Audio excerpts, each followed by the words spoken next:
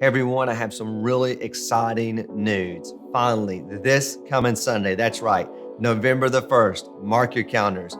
Here at Better Life Church, we're going to begin to meet in person. And I tell you what, I cannot wait to see you. I can't wait to worship with the family and be back together. It's been a long time for the last 6 months.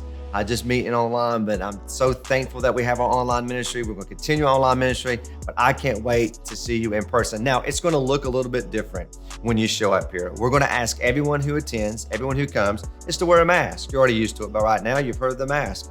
So wear a mask. I know some people are on both sides. Does the mask work? Does it not work? And I don't want to wear a mask. Hey, it may make my makeup look bad. Hey, it may not fit my outfit. At the end of the day, we're going to ask you to wear a mask for a lot of reasons. One, that to protect you and the people around you. But for two, one of the big reasons is just so that we can stay open, to be in compliance and make sure we did everything we can to help in every single way, knock down and stop maybe this virus from spreading. So we will do everything we can. So we're going to ask you, wear a mask. If you don't have one, no problem. We will give you one when you come in.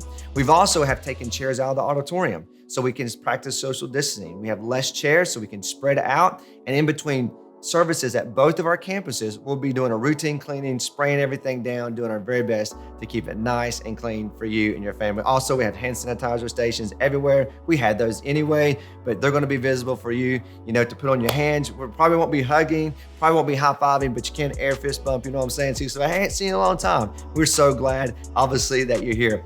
Here's a big one. We won't be having kids right now. We're working through that. That's going to happen in the near future at both of our locations. But right now, our kids ministry is not going to be available. But parents, it's okay. We're going to have kids packs. You will give your kid a kid pack when they come into the auditorium. They'll be able to, color and do some lessons, do some things. And so they'll have something to go through. So as we have time to worship together and go through the message, the kids are going to love it. We can't wait. Our children's ministry have worked really, really hard in the kids ministry to put together a kids pack for you and your family.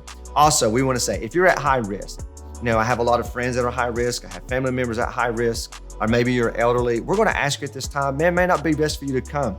May not be best to get out right now unless you really just have to, because things have spiked. Things are going up. We want to love you in every way we can. Maybe one of the most loving things we do at this point is say, hey, it may be best for you just to stay at home. Now, we're going to be broadcasting right to you, just like we are now, right into your internet, right into your TV and your phone, your iPad, doesn't matter. We're still want to minister to you online. And if there's a way, if you have to stay at home and you're at high risk, and if there's a way that we can minister to you that we're not, man, call our office. Let us know. We would love to have new, fresh ideas, the way we can help you and your family and minister to you if you're at high risk. One of the questions that I've been getting since we've been talking about reopening, and we thought we were going to reopen on Easter. And then we thought we were going to reopen on Mother's Day. And then we thought for sure when school starts back on August, we're going to reopen. And it's been pushed and pushed and pushed down the road. But why now? Why now? Well, I believe with everything within me, there are a lot of people who are hurting. And there are a lot of people who are lost. And they're looking for an avenue. They're looking for a place that they can connect with Jesus. And yes, online is great. It's an awesome supplement. But it doesn't take place of the local church. It doesn't take place of the local body of gathering together. I've talked to several pastor friends who've already opened back, and they're in larger churches as well. And I've asked them, who's been showing up, who's been coming back? And every one of them said, surprisingly, it's new people who's never come to church before. They're scared. They don't know what to expect. They're looking for hope. They don't know they live in a divided country. The world seems to be turned upside down. Some are furloughed. Some have lost their job. Some are going through hard times emotionally at home, and they're looking for a place to connect.